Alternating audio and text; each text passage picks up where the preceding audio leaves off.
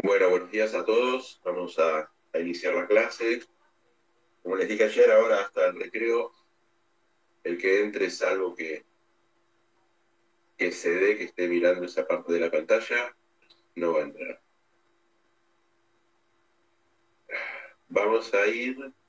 Habíamos abandonado con el armador, ¿correcto? Venía el agente marítimo como nuevo tema. Dijo que iba a dar serenos, estibadores, ¿puede ser? Sí, agente marítimo puede ser también, o lo di. Eh, yo no lo tengo armador. No lo vio, no lo vio. No. Listo, entonces seguimos. Claro, después de armador viene agente marítimo. Bien, el agente marítimo también está regulado en la ley de navegación a continuación del armador. Es un representante judicial, extrajudicial y en lo que hace a toda la actividad comercial del propietario, armador, capitán del buque en los puertos donde estos no tengan su domicilio. ¿Sí? No, buen día. ¿Puede repetir, por favor, que fue muy rápido y no me llegué a tomar apunte? Ningún problema. El armador, perdón, el agente marítimo es un representante del armador, propietario, capitán, en todos los puertos donde estos no tengan su domicilio. Tiene representación judicial y extrajudicial. Pero aparte de esta representación judicial y extrajudicial, se va a encargar de toda la actividad comercial y de todos los trámites que deban realizarse para ingresar el buque a puerto. Acá no hay que confundirse. Una cosa es el agente marítimo y otra cosa es el despachante de aduana, ¿correcto? El agente marítimo hace ingresar el buque a puerto con toda la carga. Se encarga de los trámites aduaneros para que el buque pueda ingresar a puerto. Se encarga de los trámites ante migraciones. ¿Para qué? Para que los tripulantes del buque, si este buque se va a quedar varios días, puedan desembarcar en puerto. Entonces tiene que realizar trámites ante la Dirección de Migraciones. ¿Sí? Se va a encargar de pagar la estadía en puerto. Se va a encargar de contratar el servicio de practicaje, de contratar el abastecimiento del buque, todas las vituallas que se deben adquirir para que el buque pueda continuar luego la navegación. Todas estas actividades las realiza este señor que llamamos agente marítimo. Es a continuación de armador viene agente marítimo. Y agente marítimo aduanero y el otro agente marítimo. Bueno, entonces les decía que tiene realiza todas las actividades necesarias para que el buque pueda ingresar a puerto y pueda continuar luego con la navegación. Entonces va a adquirir todo lo que necesita el buque para poder continuar. Si hay que hacer una reparación, es el que va a contratar el astillero donde se realizará la reparación. ¿Sí? Y las provisiones y todo lo demás. A ver. Luego, otros agentes marítimos. Puede pasar que el buque sea fletado. En los casos de fletamento a tiempo, muchas veces el fletador designa a un agente marítimo en determinados puertos.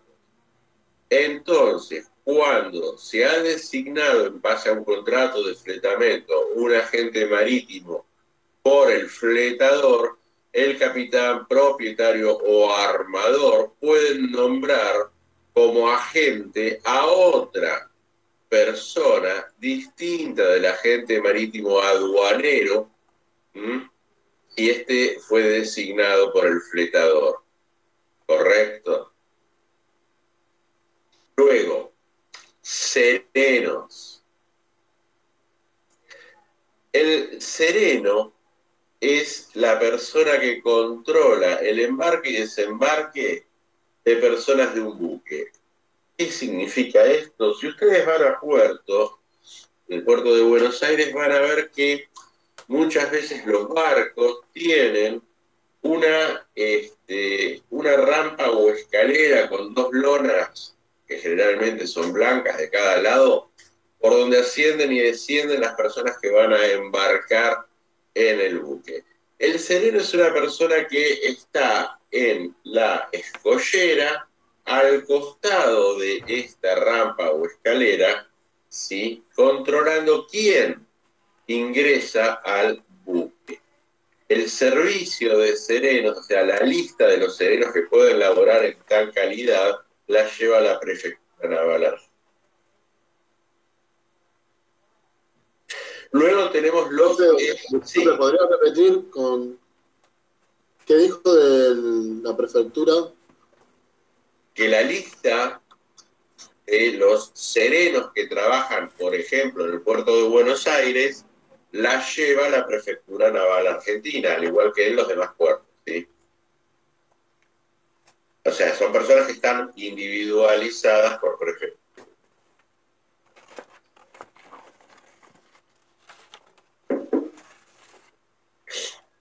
Luego, los estibadores. Es el personal que en los puertos se ocupa de la carga y descarga de los buques, así como del manejo y la conducción de las distintas máquinas necesarias para dicha carga y descarga. A ver, si ustedes ven los cuadros de Solli, va a aparecerles a veces un señor con un bulto, como que lo va cargando, ¿correcto? Ese es un estibador. Hay un dicho, o sea, que cuando estás sin trabajo, anda a hombrear bolsas al puerto. Bien, ya no se hace más eso. ¿Por qué? Y porque el contenedor reemplazó prácticamente a los estibadores. O sea, ahora para cargar un buque tenemos una o dos personas en una grúa gigante y el camión o el tren que va trayendo los contenedores, ¿sí? Pero antes se necesitaban cientos de personas. ¿Por qué? Porque las grúas eran pequeñas, porque se usaban hasta los años 20, se usaban carros tirados por caballos o pequeños camioncitos, ¿correcto? Entonces, en el puerto laboraba muchísima gente, que ya no es necesaria. ¿Por qué? Porque cambió la actividad o la forma de desarrollarse la actividad, ¿sí? Bien. Con esto terminamos lo que hace al personal en la actividad marítima. Vamos a seguir con el personal en la actividad en lo que hace al transporte aéreo. Personal aeronáutico. No les había dado yo personal aeronáutico, ¿no? No. Porque como estoy dando clases en la facultad, en Agrafa y en Alberti, a veces, viste, como que me equivoco y empiezo a darle a unos lo que ya les di, a los otros lo que hago lío.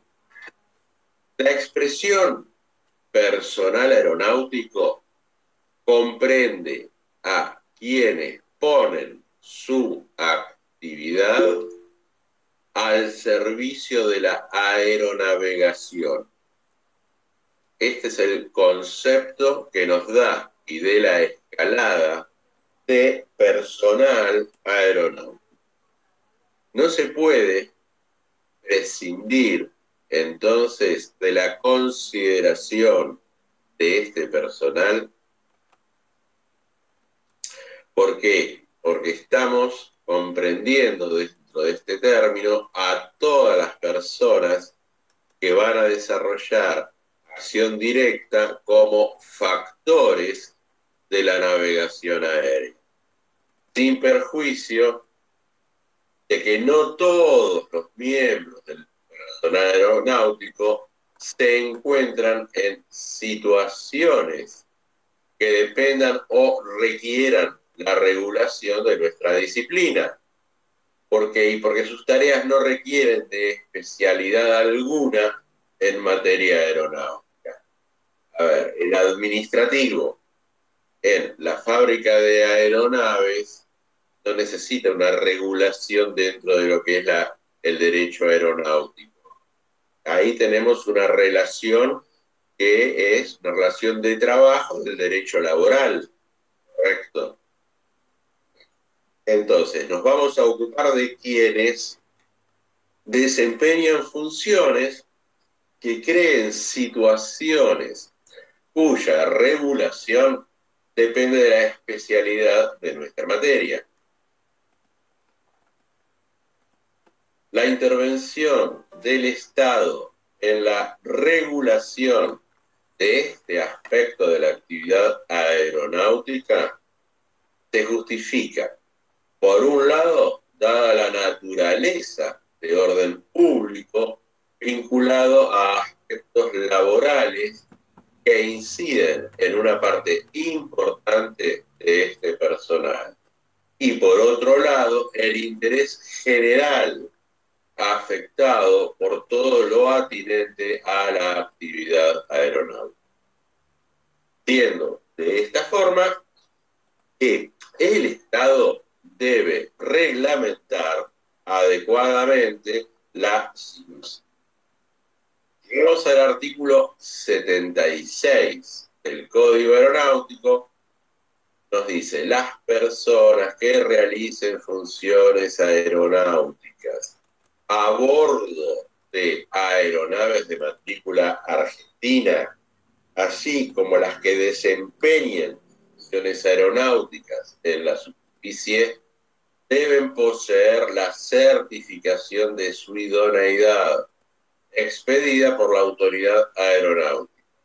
La denominación de los certificados de identidad, las facultades que estos confieren y los requisitos para su obtención serán determinados por la reglamentación respectiva.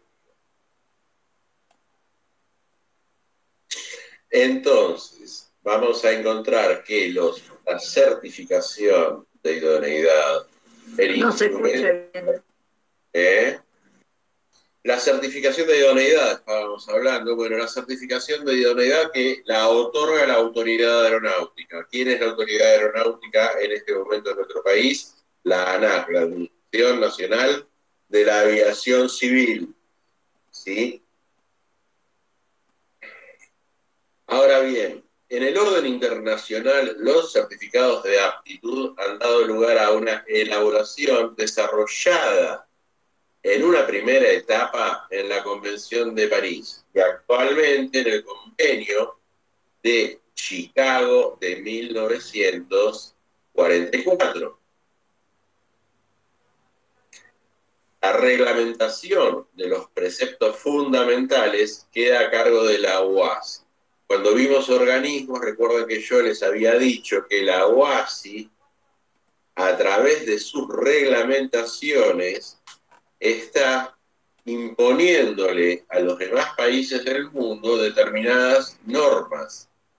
¿Por qué? Porque si la OASI realiza una recomendación sobre un procedimiento o sobre alguna reglamentación que debe ser modificada y nosotros no formulamos una oposición en un periodo de tiempo que es muy cortito, son días, lo que va a pasar es que esa recomendación de la OASI se incorpora automáticamente a nuestro ordenamiento. Tenemos un organismo internacional que está creando recomendaciones que son obligatorias en nuestro país, o que se hacen obligatorias en nuestro país si mantenemos silencio. Bien. Se recomienda a esta la adopción de normas, procedimientos recomendados en lo concerniente a las licencias para el personal de vuelo y mecánico. En nuestro Código Aeronáutico se trata la validez internacional de las certificaciones en el artículo 77, cuando nos dice que la reválida, la convalidación de los certificados de idoneidad aeronáutica expedidos por un Estado extranjero se va a regir por los acuerdos suscriptos por ese Estado y la Nación Argentina.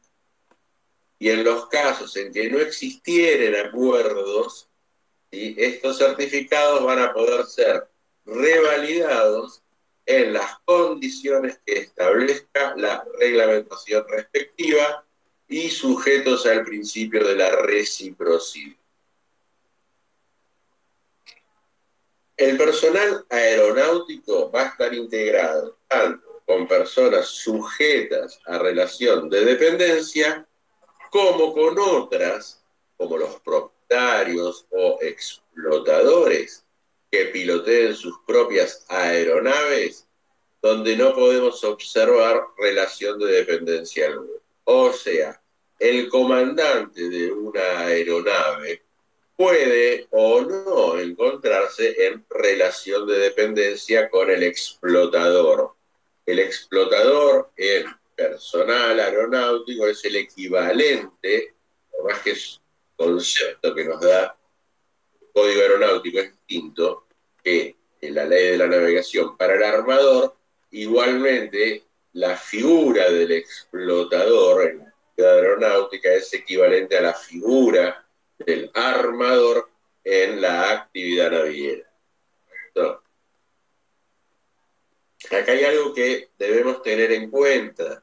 Cuando hablamos de aptitud, estamos hablando de aptitud psicofísica, técnica, y hay un tercer elemento que es el entrenamiento. El personal de vuelo, pilotos, comandantes de la nave, es un personal que requiere, por un lado, de la aptitud técnica, correcto, haber realizado el curso y los cursos necesarios para poder desempeñarse dentro de la actividad que va a realizar y de acuerdo al tipo de vuelo que va a realizar. ¿Sí?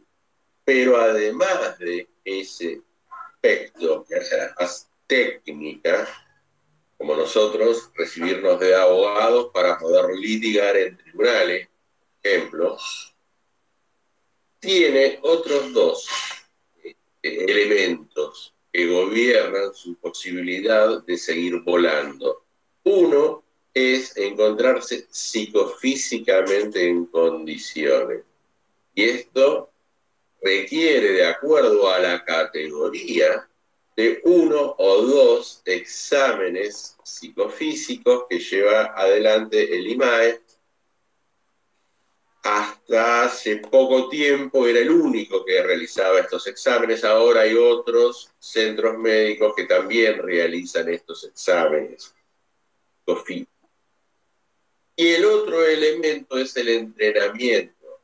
O sea, debe encontrarse entrenado. Y esto implica volar un mínimo de horas por mes. Sí. Un piloto deja de volar 3, 4 meses y quiere reactivarse, o sea, quiere volver a volar, no va y se sube a la avioneta y sale a volar. Tiene que hacer una inspección, tiene que hacer lo que llamamos el nombre científico, es una readaptación a la aeronave que quiere volar. Y eso lo tiene que hacer en todas las aeronaves donde dejó de volar un periodo de tiempo que es el mínimo que debe tener de entrenamiento. En el mismo aeroclub, si ustedes están volando, qué sé yo, cualquier cosa, Piper P11, y quieren volar Cessna 182, tienen que hacer una adaptación al Cessna 182. Dejaron pasar 3 meses sin volar el Cessna 182 y tienen que readaptarse a esa aeronave. Y así con todas las aeronaves que vamos a estar volando durante toda nuestra vida como pilotos. ¿Correcto? El estar habilitado en una aeronave de mayor porte no implica estar habilitado en una de menor porte. El comandante de un Jumbo 747 quiere salir a volar en un Cessnita, se tiene que adaptar al Cessnita. Y si no lo vuela desde que era chico, va a tener que readaptar. ¿Sí? Bien. Doctor, Sí. le quería hacer una pregunta. No sé si ya lo dijo. ¿El jefe de aeródromo sería también personal aeronáutico? Es personal de superficie, sí, ahora lo vamos a ver. Ah, gracias. No, por favor. En nuestro código aeronáutico se van a tipificar las siguientes figuras dentro de lo que es el personal de superficie. Primero, el jefe de aeródromo público y el encargado de aeródromo privado, resultando ser el jefe de aeródromo designado por la autoridad de aplicación y el encargado por el propietario o tenedor del campo o persona designada por él. Artículo 88. En todo aeródromo público habrá un jefe que será la autoridad superior del mismo en lo que respecta a su dirección, coordinación y régimen interno, quien será designado por la autoridad aeronáutica. La reglamentación respectiva determinará los requisitos necesarios para desempeñarse en el cargo. El Código Aeronáutico habla del jefe de aeródromo. Ahora bien, una cosa es el aeródromo de un aeroclub, donde en el peor de los casos se vuela de día y, qué sé yo, les digo cualquier cosa, de 8 de la mañana a 6 de la tarde, según si estamos en invierno o verano, hasta las 7 u 8 máximo. ¿Correcto? Salvo un día excepcional que se hacen prácticas de vuelo nocturno. Bien, ahora, acá estamos hablando de socios de un aeroclub o de algún socio de otro aeroclub o un señor que tiene su avioneta propia y nos vino a visitar. Pero con una o dos personas es suficiente para mantener la jefatura del aeródromo. Pero no es lo mismo un aeroclub que, por ejemplo, el aeropuerto Jorge Newbery o el aeropuerto Pistarini, ¿correcto? Una persona, no hacemos nada, vamos a necesitar un montón de personas para llevar adelante la jefatura de ese aeródromo, que es un aeropuerto. Entonces, todos esos empleados que van a depender del jefe no están relacionados en el código aeronáutico, ¿sí?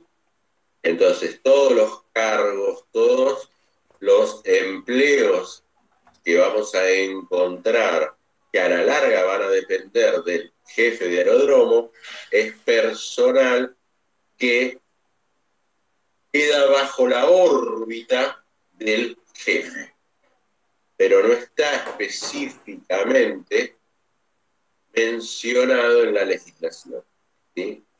Bien, el artículo 90. En los aeródromos privados habrá un encargado, pudiendo dicha persona estar a cargo del propietario o tenedor del campo, o de otra persona designada por este. El nombre, domicilio y fecha de designación del encargado serán comunicados a la autoridad aeronáutica. Luego, fuera de lo que es el capítulo 5 del Código Aeronáutico, se regula el personal aeronáutico, encontramos el título cuarto. En el título cuarto, capítulo 5, artículo 48, al propietario de aeronave. Y en el capítulo 8 del mismo título, al explotador de aeronave. Con relación al propietario de aeronaves, nuestro legislador en el artículo 48 establece como requisito ser propietario de una aeronave de matrícula argentina, en el caso de personas físicas, el domicilio real en la República. En los casos de copropiedad, la mayoría cuyos derechos excedan de la mitad del valor de la aeronave deberán mantener su domicilio en la República. Y si se trata de una sociedad de personas, de capitales o asociaciones, estar constituida conforme a las leyes argentinas y tener su domicilio legal en nuestro país. O sea que la regla, lo que le tenemos que agregar a los conocimientos que ya tenemos sobre capacidad para poder adquirir, ¿sí?, un bien mueble registrable, tenemos que agregarle el requisito del domicilio. Al igual que en el derecho marítimo, para poder ser propietarios de un buque. El explotador de aeronaves, que surge del artículo 65 del Código Aeronáutico, y que ya les había relacionado antes, cuando les dije que era el equivalente al armador del derecho marítimo, es aquella persona que utiliza legítimamente por cuenta propia, aún sin fines de lucro, a la aeronave. ¿Correcto? Fíjense que la utiliza legítimamente por cuenta propia, aún sin fines de lucro. Ese es el concepto que nos da el codificador.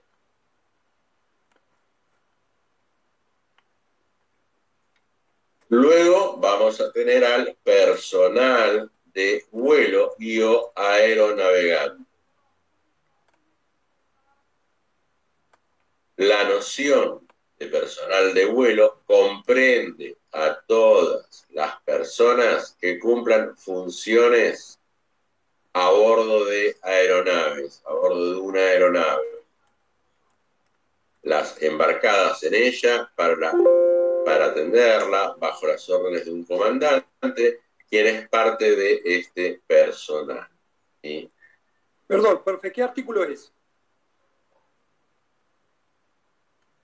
Está por el 78, puede ser, a ver, sí.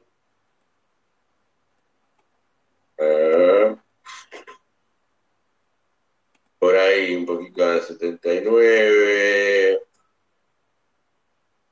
El 79 nos da el comandante.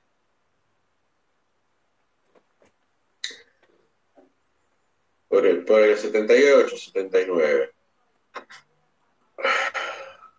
Artículo 76, doctor. Por ahí anda. No les pregunto, a ver, yo con los números nunca me llevé bien. Así que por ahí, o sea, cuando me preguntan qué artículo, lo voy a tirar por ahí, va a estar en la página, según el código que usen, del artículo que yo les tiro. Pero no me pidan que les dé exacto todos los artículos. Perfecto, Hay artículos, profe, no hay artículos que los mantengo en la cabeza y hay artículos que me los olvidé donde ya los... Aparte no lo pregunto, sí, a mí lo que me interesa es que tengan el concepto, ¿no? Que me digan el artículo, qué sé yo, 78 dice esto exactamente, bueno, está bien, y después que dieron el examen se olvidaron. No, ¿sabe por qué? No lo sabe nadie. Disculpe, doctor, ¿sabe por qué le preguntaba? Porque pensé que lo estaba siguiendo de la ley, entonces por eso había saltado otro artículo y por eso le preguntaba el artículo. Nada más que por eso. No, está perfecto. O sea, a veces sí, a veces lo tengo al lado el código, pero No estoy leyendo el código o la ley de la navegación. Cuando me acuerdo les digo tal artículo, tal cosa. Gracias. Bueno, entonces, ¿en qué andábamos? Estábamos con el explotador, ¿correcto? No, ya terminamos el explotador, estábamos con el comandante. ¿Sí? Bien.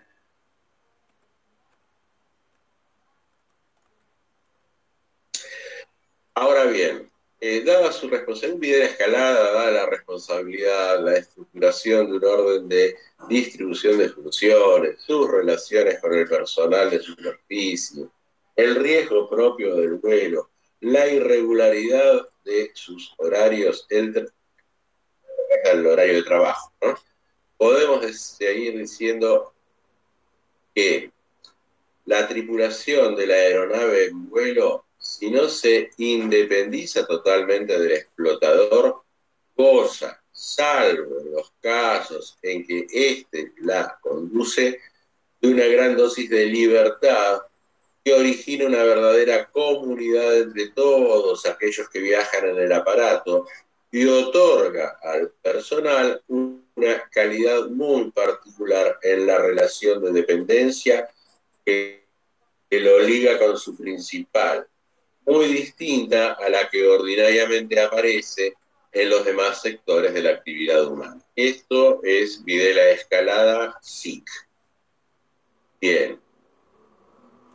Luego tenemos al artículo 78 de nuestro Código Aeronáutico, donde se establece que será la autoridad aeronáutica quien determinará la integración mínima de la tripulación de vuelo de las aeronaves destinadas al servicio de transporte aéreo, y cuando lo considere necesario por la seguridad del vuelo, hará esta integración extensiva, ¿sí?, a las demás aeronaves.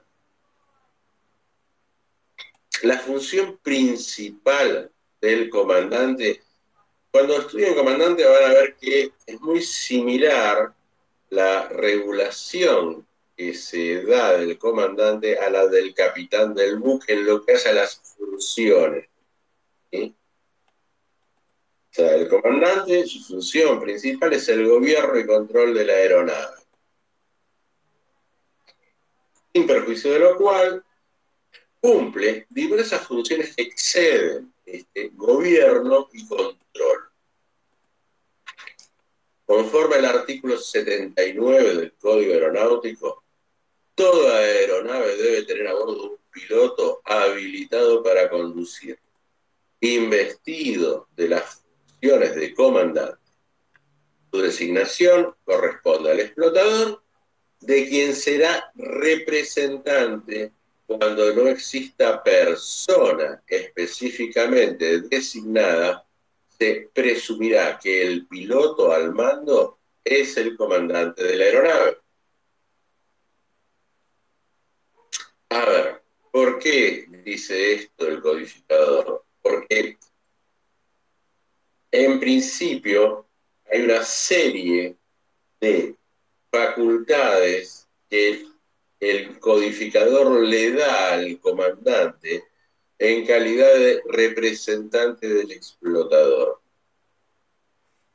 Entonces, si el comandante de la aeronave no tiene el instrumento que le tiene que otorgar el explotador, donde fija las atribuciones que le otorga, igualmente va a poder ejercer las que el codificador le dio. Y si no tenemos ese instrumento, bueno, vamos a considerar comandante, quien va a poder ejercer esas atribuciones va a ser el piloto al mando. Porque vamos a suponer que el piloto al mando es el comandante de la aeronave. El comandante resulta entonces tener una doble relación con su empleador, el explotador de la aeronave.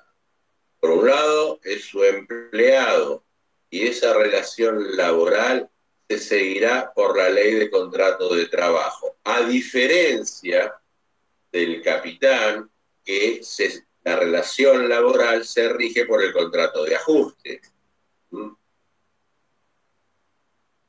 Los convenios colectivos correspondientes y por el otro es un representante del explotador. Su calidad de representante surgirá tanto de los poderes y mandatos que le otorga el explotador como los que surgen del mismo Código Aeronáutico, artículo 80.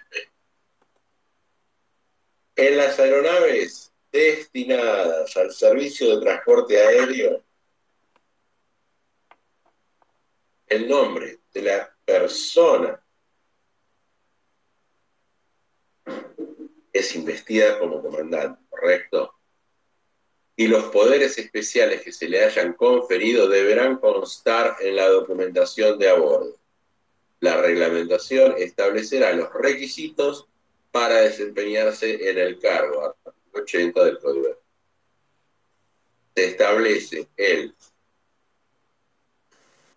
Se va a establecer a favor del comandante, aún sin mandato, el derecho de efectuar compras, de hacer gastos necesarios para el viaje y para salvaguardar a los pasajeros, equipajes, mercancías, carga postal, transportados, etc. Artículo 83. Durante el viaje tiene poder de disciplina sobre la tripulación y autoridad sobre los pasajeros. Viendo que son funciones similares a las que tiene el capitán. Registrará en los libros correspondientes los nacimientos, defunciones, matrimonios, testamentos ocurridos, celebrados o extendidos a bordo, y remitirá copia autenticada a la autoridad competente. De los artículos 82, 84, 85, párrafo segundo, surgen las siguientes obligaciones. En caso de peligro, está obligado a permanecer en su puesto hasta tanto haya tomado las medidas útiles para salvar a los pasajeros, tripulación y los bienes que se encuentren a bordo y para evitar daños en la superficie. Tiene también la obligación de asegurarse antes de la partida de la eficiencia de la aeronave y de las condiciones de seguridad del vuelo, aunque durante el vuelo podrá adoptar toda medida tendiente a dar mayor seguridad al mismo. En caso de muerte de un pasajero miembro de la tripulación, deberá tomar medidas de seguridad con respecto a los efectos que pertenezcan al fallecido, entregándolos bajo inventario a la autoridad competente en la primera escala. Si dicha escala fuese realizada en el exterior, se le dará intervención obviamente al cónsul, al igual que el capitán, correcto, en el derecho marítimo. Para concluir, debemos agregar que el personal de vuelo deberá poseer conocimiento técnico, condición psicofísica para la actividad que realice, entrenamiento, y que estas condiciones deberán mantenerse para poder encontrarse aquí. Luego hay un temita que es responsabilidad de los operadores de infraestructura. Bien.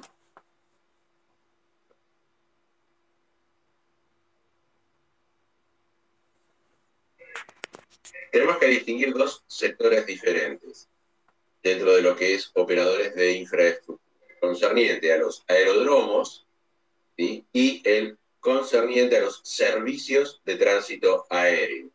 Luego, también tenemos que distinguir entre responsabilidad contractual y responsabilidad extracontractual. Vamos a arrancar con los operadores de aeródromo. En los aeródromos públicos, el operador, ojo, que el aeródromo sea público ya habíamos visto que no tiene nada que ver con que pertenezca a un privado, ¿correcto? Una empresa puede tener su aeródromo, una asociación civil puede, como un aeroclub, por ejemplo, puede tener su aeródromo. ¿Mm? Nos juntamos nosotros, hacemos una vaquita, compramos un campito y ponemos un aeródromo en ese campito.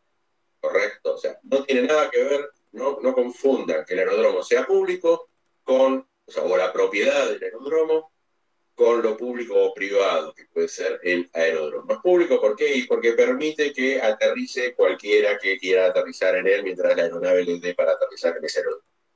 Bien, entonces, decimos, en los aeródromos públicos el operador debe velar para que el mismo siempre esté en condiciones de ser usado por las aeronaves que despeguen o aterricen en él, así como el funcionamiento de los servicios auxiliares para asegurar su debida utilización.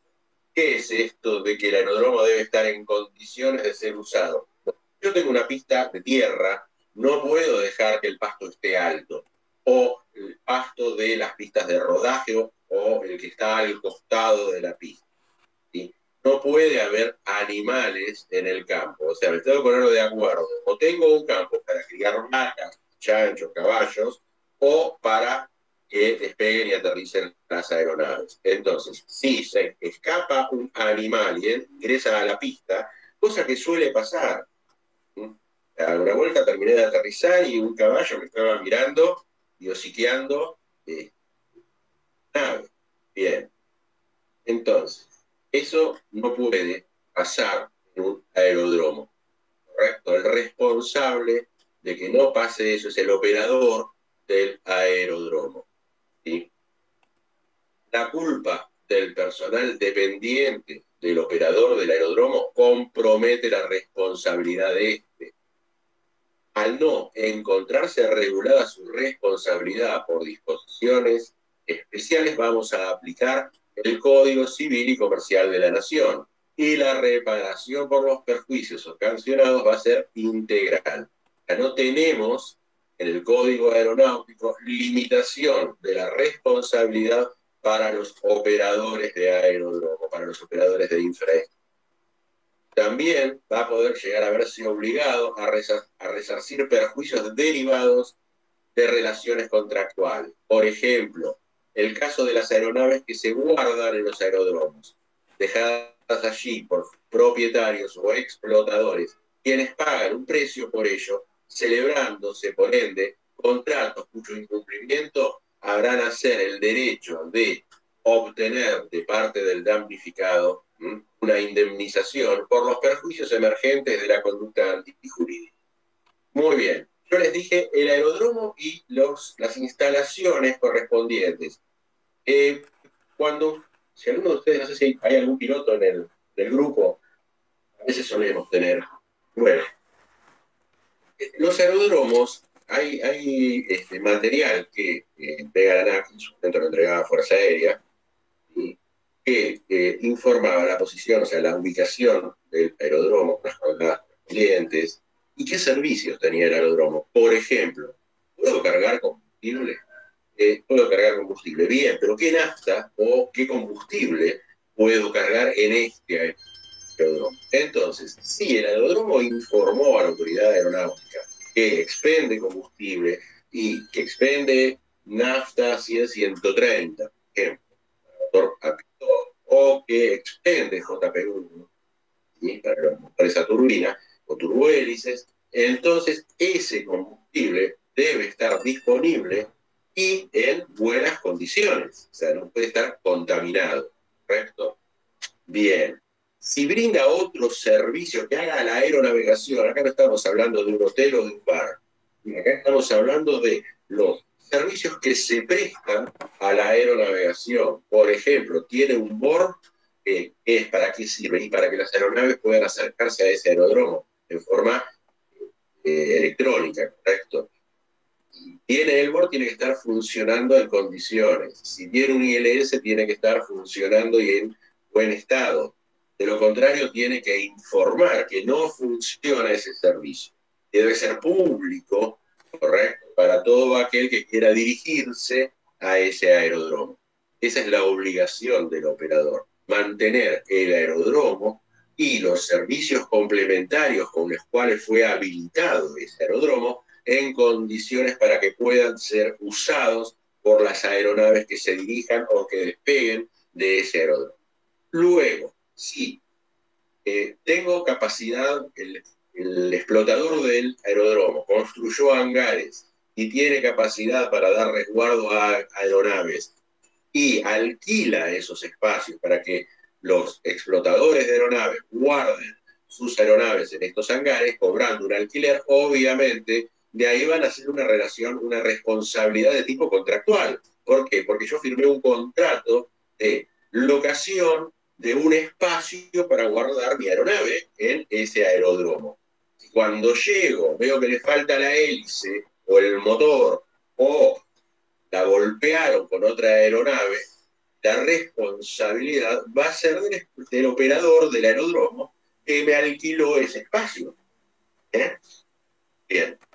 Ahí tenemos la contractual y la extracontractual. La importancia, luego tenemos que ver servicios de tránsito aéreo.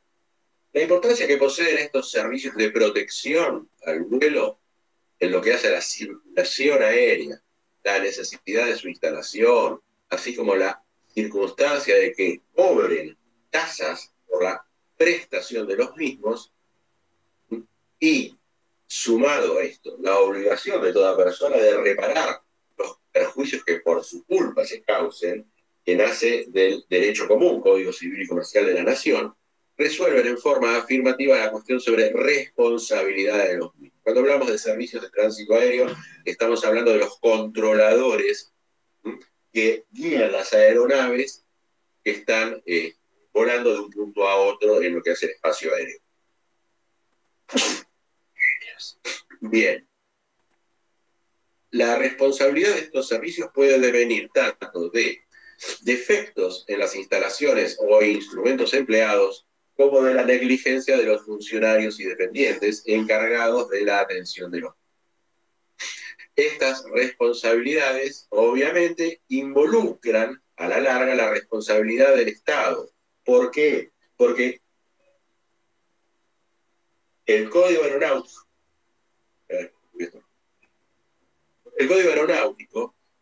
puso los servicios de control de tránsito aéreo a cargo del Estado, por más que se puedan privatizar algunos aspectos de estos servicios, ¿sí? Bien, ya con esto terminamos personal. ¿Alguna duda, alguna pregunta?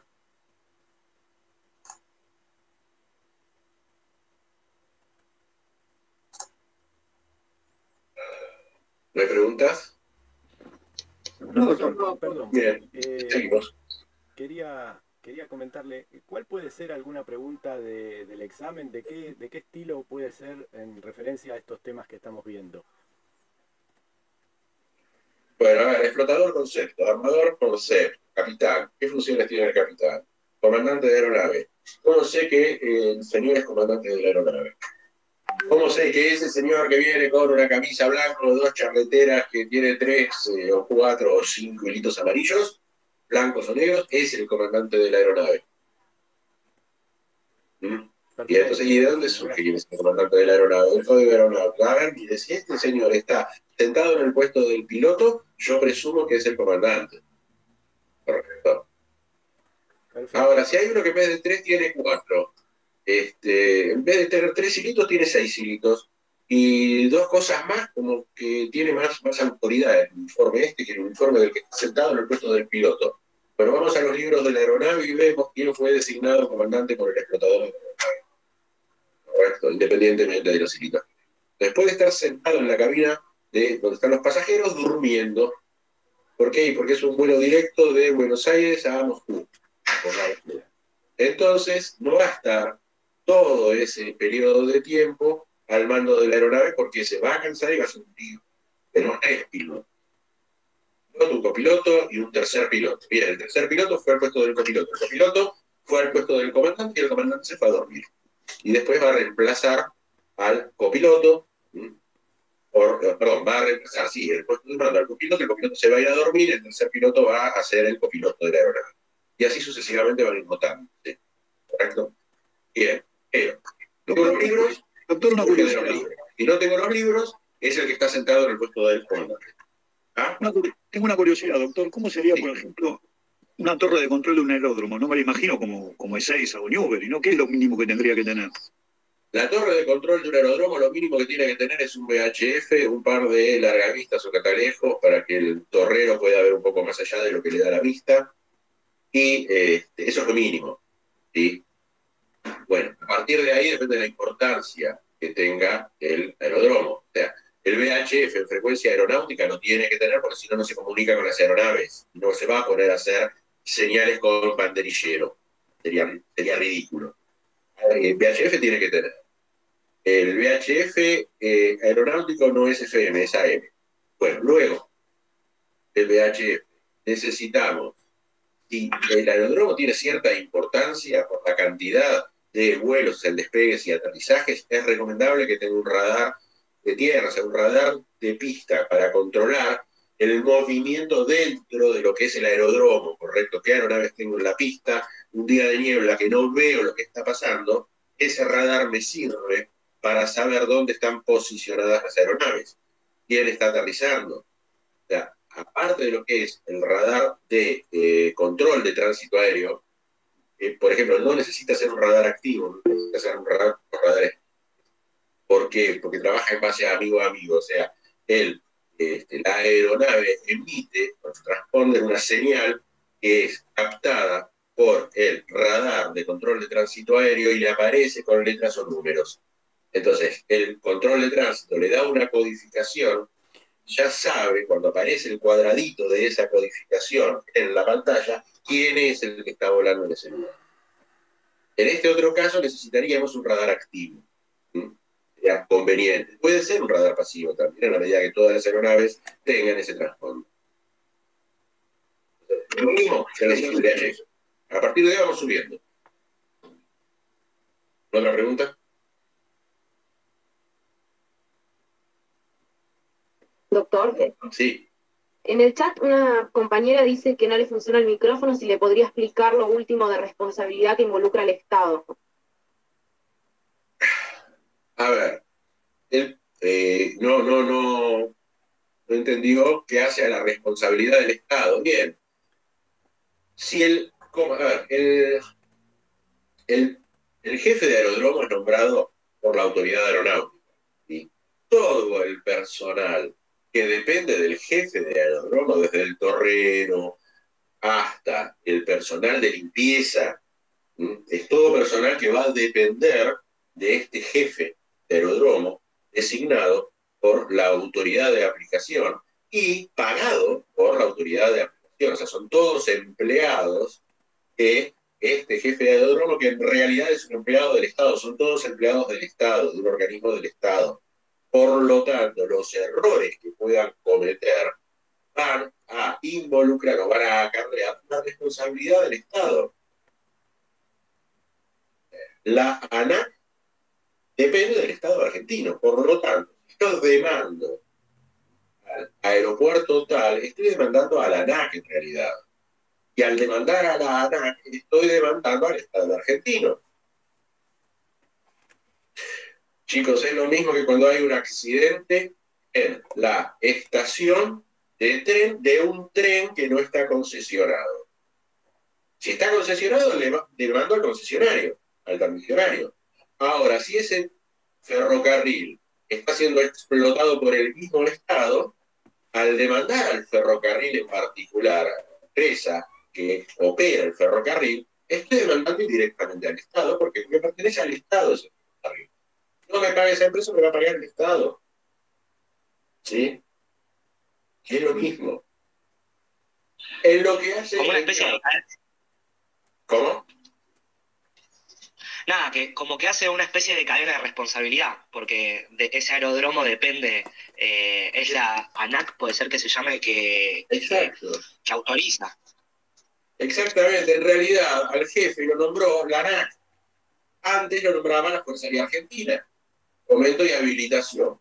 Pero bueno, fomento y habilitación de la Fuerza Aérea nombraba a José García como jefe de aeródromo en La Plata. El aeródromo La Plata, jefe José García. Perfecto. Ahora el torrero da una instrucción en forma errónea y provoca el abordaje de 2 aeronaves, ¿quién va a pagar?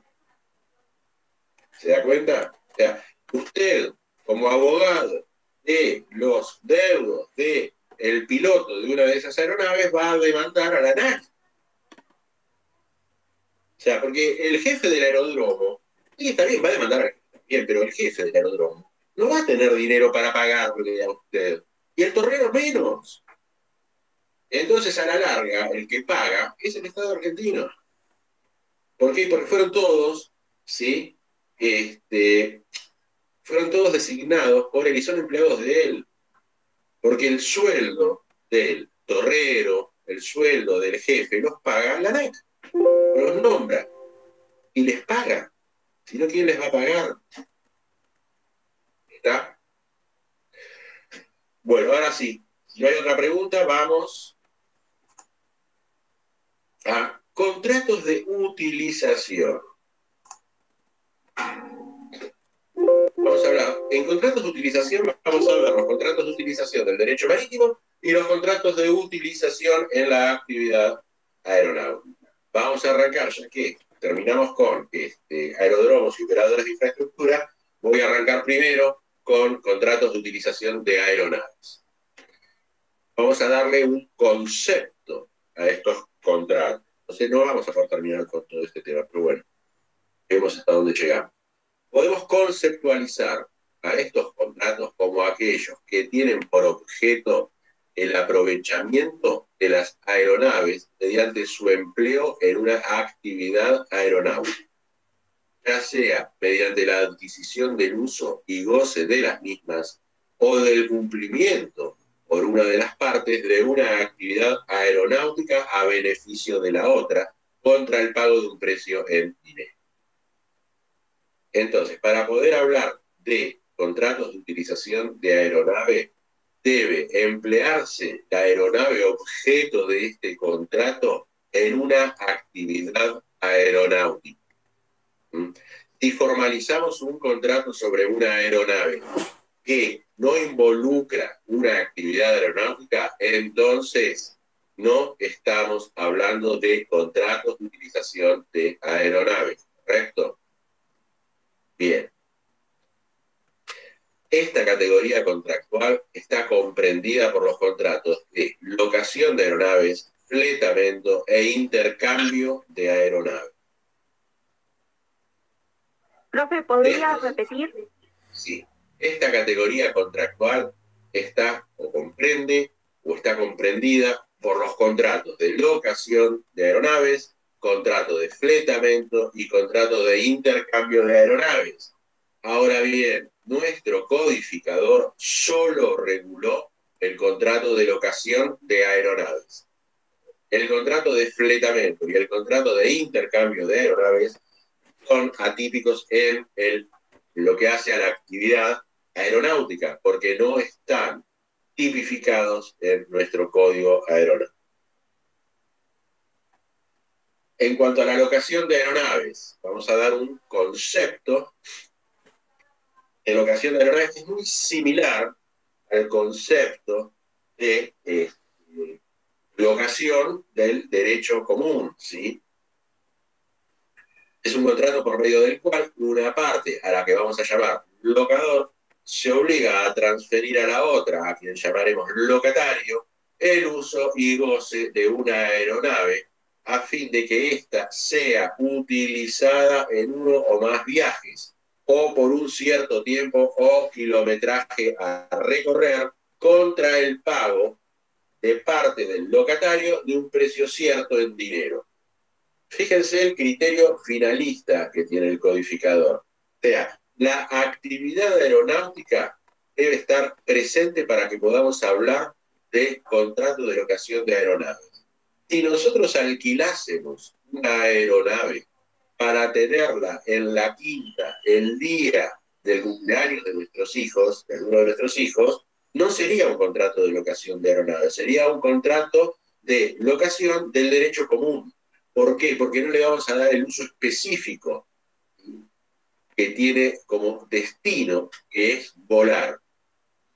aeronave su destino es el vuelo, el transporte de personas o cosas. Si no circula por el espacio aéreo, si no transporta personas o cosas, no es aeronave. Entonces el contrato de locación no va a ser un contrato de locación de aeronave, porque no la estoy alquilando para poner la bola. Entonces, el contrato de locación de aeronaves obviamente como genérico, correcto, va a aparecer dentro del contrato de locación de cosas del derecho común. En cuanto al género, pero es específico en cuanto al uso que le tengo que dar a la. Su naturaleza jurídica es una locación de cosas. En cuanto a los caracteres especiales, primero, su finalidad propia es la utilización de la aeronave como tal, pero no se transfiere solo el uso estático. La aeronave es locada para ser dedicada a una actividad específicamente aeronáutica que hace a su destino. ¿Por qué? Porque el destino de la aeronave interesa entonces no el aspecto estático, sino el dinámico. Y si la aeronave fuera alquilada para cumplir recién cualquier otra función que no haga a su destino, entonces esta convención va a quedar fuera del código aeronáutico. Podemos caracterizarlo diciendo que es un contrato bilateral, oneroso, consensual, temporario, conmutativo y de tracto sucesivo. Repito, bilateral, oneroso, consensual, temporario, conmutativo y de tracto sucesivo. Se trata también de un contrato formal, característica que surge del artículo 68 del Código Aeronáutico. El contrato deberá constar por escrito y ser inscrito en el Registro Nacional de Aeronaves. Ojo, que no hayamos formalizado el contrato no significa que este contrato va a ser nulo o que no va a tener validez, ¿sí? Lo que pasa es que el locador, al transferir la tenencia al locatario, entregarle la aeronave, pueda poner a volar, se convierte este locatario en un explotador de la aeronave. Y a fin de darle publicidad a este cambio en la figura del explotador, del propietario al locatario, frente a terceros, obviamente, entonces lo vamos a inscribir en el Registro Nacional de Aeronaves. Si nosotros no formalizamos el contrato por escrito y no lo inscribimos en el Registro Nacional de Aeronaves, lo que va a pasar es que tanto el propietario como el locatario van a ser solidariamente responsables frente a terceros por cualquier situación que pueda acontecer. En cambio, si nosotros inscribimos el contrato en el Registro Nacional de Aeronaves, vamos a liberar al locador de las responsabilidades inherentes al explotador que surgen de los artículos 66, 67 del Código Aeronáutico. Modalidades del contrato de locación de aeronaves. Primero, locación a casco desnudo. Consiste en la entrega pura y simple de una aeronave con su certificado de aeronavegabilidad, demás libros de la misma y en perfectas condiciones de vuelo. Cuando habla de demás libros de la misma, de acuerdo al tipo de aeronave que tengamos contrato, si es una aeronave liviana, una aeronave ligera, lo mínimo que vamos a tener, aparte del certificado de aeronavegabilidad, va a ser el libro de motores y el libro de planeador. ¿Por qué? Porque en estos libros se asientan todas las reparaciones y todos los servicios que se han hecho a las aeronaves. Dado que una aeronave requiere de determinado tipo de mantenimiento cada tantas horas o cada tantos ciclos, según se trate de una aeronave con motor pistonero o una aeronave con correcto. Sí. Entonces acá descubrimos solamente cuando se da en locación solamente la aeronave sin tripulación. Casco desnudo es aeronave sin tripulación, exactamente. La aeronave con todos los libros. Obviamente en perfecto estado de vuelo, si no estamos hablando de explotación de aeronaves. Gracias. Armada y tripulada o armada y equipada. ¿Qué implica esto? Esto implica la entrega de la aeronave con su personal de vuelo, el cual va a pasar a desempeñarse bajo las órdenes del locatario. Entonces, esta situación implica o incluye la cesión de los contratos de trabajo con los tripulantes, por lo que se necesita su consentimiento, ¿correcto? La cesión o sublocación no está autorizada por el Código Aeronáutico sin perjuicio de que si la autoriza el propietario, sí. O sea, si el locador autoriza la cesión del contrato, se puede ceder, pero en contrario, no. El artículo 70 del Código Aeronáutico establece que no podrá cederse la locación de una aeronave ni subarrendarla sin el consentimiento del locador. Vamos ahora a fletamento. ¿Podría repetir? ¿Cómo? Vamos a pasar ahora al contrato de fletamento. Gracias. No, de nada. El fletamento, concepto. Nos encontramos frente a un contrato de fletamento cuando una persona, a quien vamos a llamar fletante, se obliga a realizar, mediante el empleo de una aeronave y conservando su calidad de explotador de la misma, una o más operaciones aéreas específicamente acomodadas o por un periodo de tiempo. A ver, sería el caso de que fletásemos una aeronave para ponerla a volar en determinado espacio aéreo para realizar una actividad aeronáutica específica. Vamos a suponer que estamos buscando una aeronave perdida o un buque perdido. ¿Dónde estaba navegando ese buque? En tal sector del Atlántico. Bueno, mandamos a aeronaves a ver si encontramos a ese buque o si encontramos los restos de ese. Entonces, podemos fletar una aeronave por un tiempo determinado para que realice esa actividad específica. O también la podemos fletar para que transporte en la temporada de verano determinada cantidad de alimentos a un balneario de la costa. Entonces, para abastecer de determinados productos perecederos a una cadena de supermercados, mandamos una aeronave al aeródromo de Santa Teresita una vez a la semana o dos. Y ese contrato lo formalizamos en un contrato de fletamento. El fletante lo único que va a hacer es transportar toda una carga que le va a entregar el fletador de Ezeiza a Santa Teresa. Bien. Caracteres de este contrato es consensual, bilateral, conmutativo, de tracto sucesivo, formal, según los casos.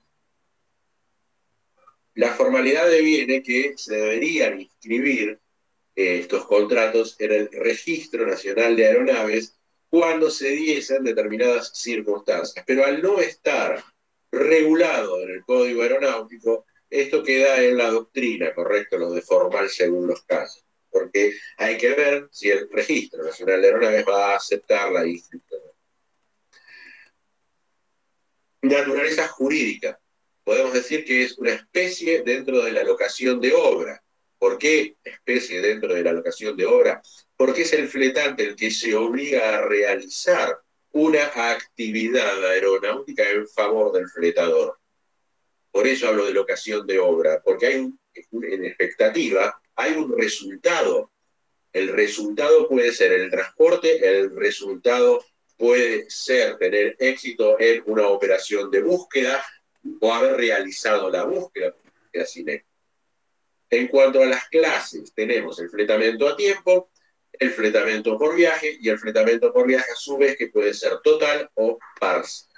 Fletamento a tiempo sería el caso que les expliqué primero de la búsqueda de un núcleo aeronave. El fletamento por viaje puede ser el caso que flete una aeronave para traer una determinada cantidad de productos que compré en Estados Unidos. Me fui a Miami, soy el vendedor o tengo la agencia de venta de cuatriciclos más importante de Lomas de Zamora. Y entonces en noviembre, diciembre, compro en Miami los cuatriciclos que voy a vender en Lomas de Zamora en el mes de diciembre. Y como... Sí. El portiempo le da al locatario la posibilidad de usar la aeronave varias veces en ese lapso de tiempo. Y por viaje sería como cuando uno renta por un despegue y aterrizaje, ¿sería algo así? Claro, lo que pasa es que, ojo, no la está utilizando el fletador. El fletante el que va a utilizar la aeronave y va a cumplir la actividad aeronáutica en favor del fletador. Por eso les daba el ejemplo de la agencia. ¿Me dejás terminar de dártelo? Vas a entenderlo. Yo tengo la agencia más importante de Lomas de Zamora o de Banfield y voy a vender, no sé, 300 cuatriciclos en el mes de diciembre, porque eso es lo que normalmente vendo en el mes de diciembre. Y el modelo de esos cuatriciclos Honda en Estados Unidos cambia en octubre. Vamos a suponer eso. Bien, los compro en octubre para traer a mediados de noviembre. Perfecto. No entran en la bodega del avión comercial que también trae pasajeros, del avión que está en un servicio de transporte aéreo regular entre Miami y Buenos Aires. ¿Qué hago? Fleto una aeronave, ¿para qué? Para traer todos esos cuatriciclos en un solo viaje. ¿Sí? Entonces, el fletante se va a obligar a embarcar esos cuatriciclos en la aeronave y desembarcarlos en Ezeiza. O el aeródromo que designemos que pueda, obviamente, desembarcar esos cuatriciclos. Entonces, ahí estoy en un fletamiento por viaje, porque fleté la capacidad de transporte total de la aeronave para un viaje. Entonces, por viaje total. Ahora, en vez de fletar yo solo la aeronave, vamos a suponer que somos 5 las agencias que vendemos cuatriciclos en Lomas de Zamora y Banfield, y que tenemos que traer gran cantidad de cuatriciclos. Entonces hacemos fletamientos parciales. Yo voy a traer 100, José va a traer 50, Pedro va a traer 30. Entonces, ahí es un fletamento frente a mí. Yo voy a hacer un fletamento parcial por viaje. ¿Está? ¿Lo entendieron todos? Bueno, vamos a intercambio de aeronaves.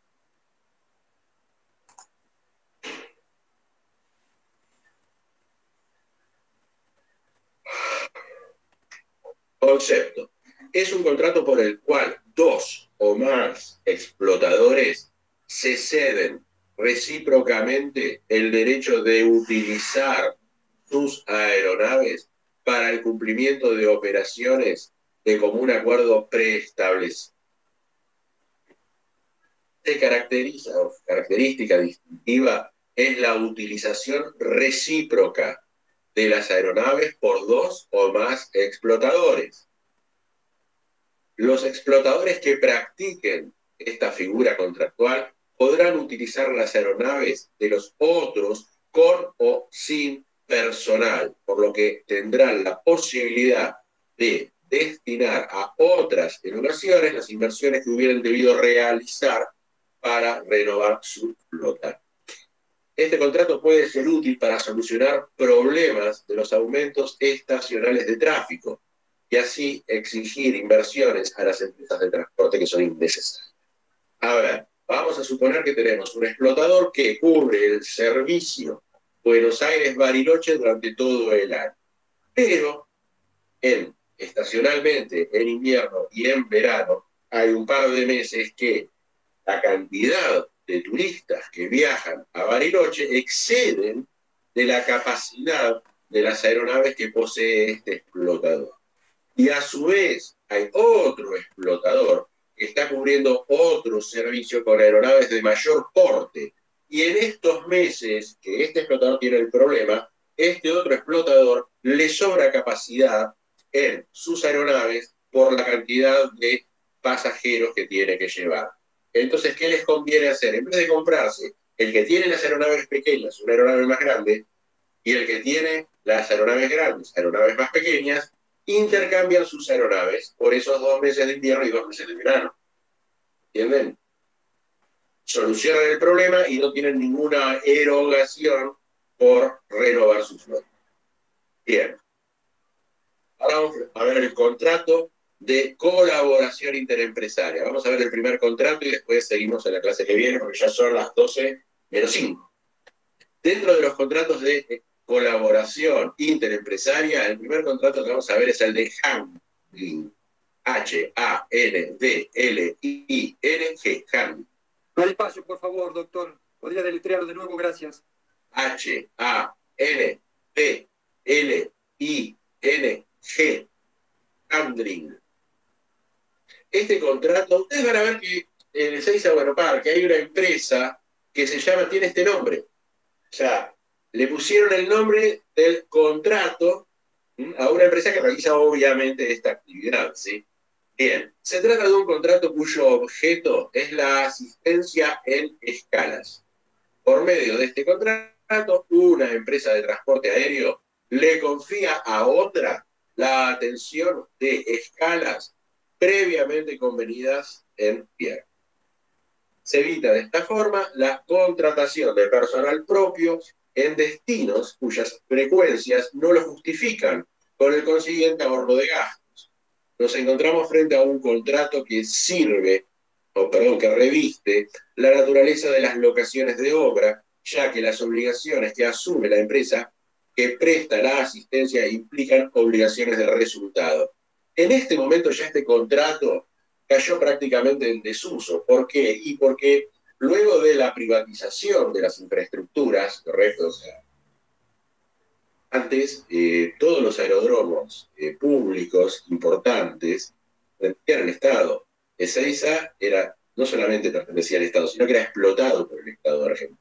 Igual que Aeroparque, igual que Córdoba, Mar del Plata, y la mayoría de la infraestructura aeroportuaria. Estábamos hablando de aeródromos donde íbamos a aterrizar con aviones comerciales importantes, no con aviones ejecutivos o aviones para tener una persona. Eran aeródromos que eran explotados por el Estado. Entonces, en el mundo, también en Francia, en Italia, en España, pasaba esto. Entonces, no había empresas que se dedicasen a realizar esta actividad en la mayoría. Y, por ejemplo, Aerolíneas Argentinas, por 3 o 4 vuelos que tenía semanalmente en esa época a Londres, o a París, o a Roma, o a Madrid, no le convenía tener todo el personal que requiere la asistencia de una aeronave en tierra. Entonces, ¿cómo solucionaba ese problema? Bueno, a ver, en Alemania, si vuelo a Frankfurt, que Lufthansa me dé el servicio de asistencia en tierra, y aerolíneas, o sea, yo le doy a Lufthansa el servicio de asistencia en tierra a Lufthansa cuando va a Ezeiza, cuando vuela a Ezeiza. Entonces nos estamos compensando el servicio, prácticamente, porque tenemos las mismas frecuencias, usamos el mismo tipo de aeronaves, ¿sí? Y nos evitamos ambos tener una cantidad de personal en un aeropuerto que vamos a usar muy poquitas veces por día. Evitar ese gasto, ¿correcto? Recíprocamente nos brindamos el servicio de asistencia. Ese es el contrato de handling. Lo que pasa es que ahora tenemos, o sea, ese servicio, Aerolíneas Argentinas, por ejemplo, lo pasó a otra empresa. Y en el mundo fue pasando lo mismo.